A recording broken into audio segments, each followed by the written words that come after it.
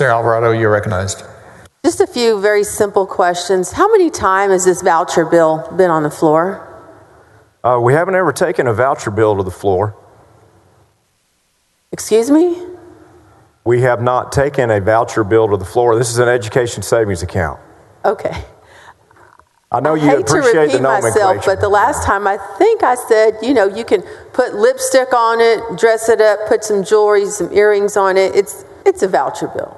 Well, and you can call the Senate the House and the House the Senate, but I'd still correct you. Okay. So how many times has this bill been on the floor? Senator Betancourt had a count. It may be 5, it may be 6. I'm not sure. I'm prepared for one more time if needed. Is that your limit, one more time? One at a time. Y'all heard it here, everybody. One at a time. Okay. And so what's happened once it's left this chamber? What is happening, is your question, what's happening in the House? What has happened to this bill these multiple times that it's passed this floor and gone across the way? My assumption is as good as yours. The House is still negotiating. Okay, I'm just wondering what's different this time than the other 3 or 4 times or 5 times this bill has come up. Late May, that was rejected by the House.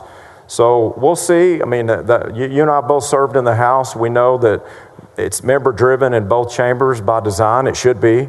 And as we watch in this 4th special session with Chairman Buckley's hard work, if they get closer and closer to taking a vote in committee, which they had a very thorough hearing today. I'm sure you kept up with that. We'll see if the bill advances. Now, will they move a Senate bill? I'm not sure. Have we always moved House bills? No. So we'll have to wait and see what their preferences are and hopefully get to the table and negotiate. Hopefully you could join me in the effort in supporting this bill, and then maybe the two of us could work together with them in conference as both in the support column and senators that want to get things done in education for kids that need it the most. Are you with me? Well, I appreciate your optimism. I do not support the voucher bill. I know you like to dress it up and call it something else, but I'm just wondering what you think is different this time, because, there's a word when you do the same thing over and over and hope for a different result. Well, Senator Alvarado, Texas families deserve education options, and obviously, Republican, Democrat, polling independents, just families in general that are apolitical. It's overwhelming numbers in support for what we're doing, and they're worth us continuing to do our work on their behalf. That's what we're here for. It's really not anything else. And just because we don't have an agreement on details doesn't mean the policy or the students aren't worth fighting for. I think you might agree with that. Well, I think there are a lot of things we could be doing to enhance our public education system. I don't think this voucher bill is the way to go. We had some discussion about this the last time, and I'm not sure, and I know Senator West brought this up as well. Maybe something has changed since the last bill that you brought to the floor. But in other states where this has type of legislation has passed, we've seen that there's been an increase in the money of tax dollars, state money that has gone into these type of programs, to the voucher programs, and then over time, less into the public education system. What guarantees can you offer that will not happen? What study are you relying on that shows that public education funding went down when school choice, no matter how it was incorporated? Because there are some states that have vouchers and education savings accounts both, which means they're not the same, right? Because they wouldn't need both. And there's some states that have tax credits. There's some states that have all kinds of different services, Florida, Arizona, 25 to 28 years on their 4th iteration of what they're doing for their students, that Texas so far as a legislature has chosen to deny our students the same opportunities. And with all of that being considered, the only study that I've seen where public education dollars went down when school choice was enacted was within 1 to 2% after the subprime crash. Do you remember what happened after the subprime crash? We had to cut $18 billion from our state budget to balance the budget per our state constitution. If you look at all the other states that have even a marginal decrease in public education funding, it would be in 08, 09, and 10. Isn't that fascinating? So I'm wondering what you're relying on in that reference, because if you don't have it in front of you, I'm letting you know why that's even a data point that you can quote. Yeah, I had the study in my notes the last time we had this discussion, but there was I know a handful of states where we saw that trend, and like I said, I know Senator West brought it up last time, and I just thought what was the last time we did this bill? A couple of weeks ago? Maybe you had an epiphany and maybe something manifested and you were able to give some assurance that this voucher program, this voucher bill is not going to lead to a decrease in funding for our public education system. Well, we just passed a bill that adds even more money to the nearly $9 billion of new public education dollars that we're putting in for this biennium. Historic lift, historic percentage increase, historic total dollar increase. I don't even understand the nature of your question, because it's almost like it disregards the last 30 minutes and the last 11 months of what we've been doing for public schools. But just to humor you on it, that incredible lift for public schools will again change the national data on when school choice is enacted. What happens to public school funding? It skyrockets, as Texas is showing right now. Well, you can humor me all you want. I'm not laughing. Neither am I.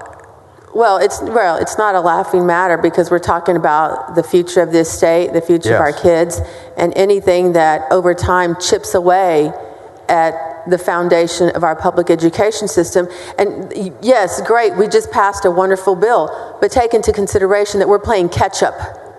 We're still at the bottom amongst other states when it comes to what we spend in public education. I'm not saying we're 50th, but we're still in a place that is considered relatively low when it comes to a state the size of Texas. Senator Alvarado, when you're talking about public school funding and where we rank, and you don't mention that so many other states don't have a local tax rate for their school district, where they're generating local revenue, and you're just saying state by state by state, a state revenue comparison, well, of course we may be towards the lower end of the ranking if you don't consider all the local revenue, because many states don't have local tax rates for property tax feeding local school districts. So a lot of that manufactured narrative that some of us repeat so much that we start believing it ourselves is just absolutely disingenuous and destructive to what we're all here to do, which is to help kids. So we're putting an incredible lift into public schools. We're at 50% of the state's share of education for the first time in 40-something years, and we continue to put billions and billions of dollars into public school framework and our teachers like never before. It's a record for the nation. It's something to celebrate, not ask questions like it's something we should be ashamed of. We're leading the country on the percentage increase of state government funds to public schools, and we should all celebrate together. Well, maybe you and I can sit down and go through that, because I disagree on the foundation of your argument that we are leading in the country. I don't see that. I mean, you rarely hear individuals talk about that, people that are in the business of education. Well, imagine that. Well, imagine that you rarely hear individuals talk about that funding is enough.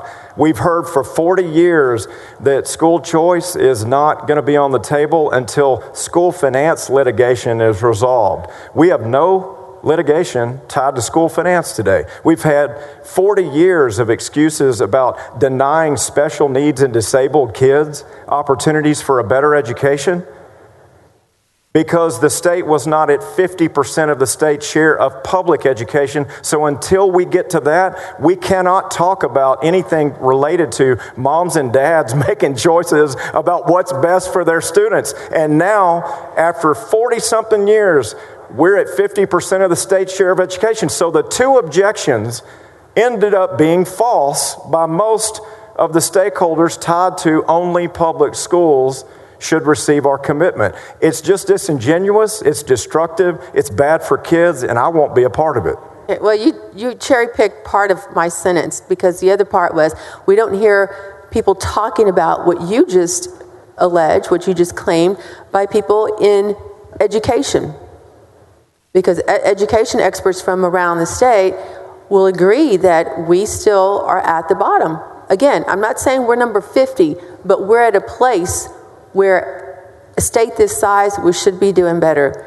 I think we can do better. This is not the way to go. Senator Alvarado, there's not 15 states in America that put 50% or greater of their entire state budget into education initiatives. Texas is one of those states. Over 50% of our $300+ billion budget is dedicated to education-related priorities.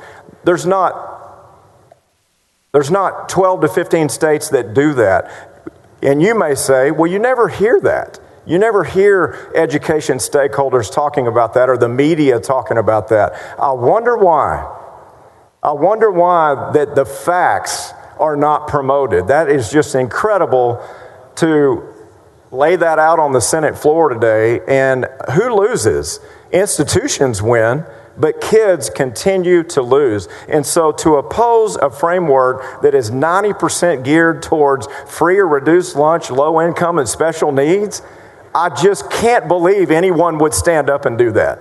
I can't believe they would do it. And knowing that it's such a small percentage of the total amount of kids that are being served in the state by all of our public schools, we're talking 40, 50,000 ESAs out of almost 6 million public school kids.